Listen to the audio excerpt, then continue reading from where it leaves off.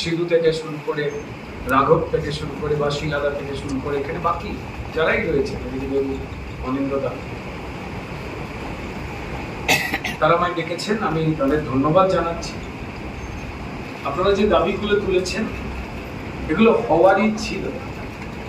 তারপরেও বলছি যে শিলাজিৎ একটা কথা বললেন, রাঘব কতগুলো গুরুত্বপূর্ণ পয়েন্ট তুলেছে, সিধুও তুলেছিল, এখানে কটা কেউ দেখতে পেলাম, যাও ডাকছে যাও, কটা যদি লিখে আসছে।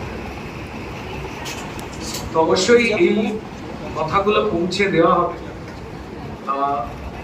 এফএম এর ক্ষেত্রে আপনারা আলোচনা করলেন, ডেফিনেটলি এফএম যে চ্যানেলগুলো রয়েছে তারাও একটা নিয়ম মেনে আবর্তিত হয়।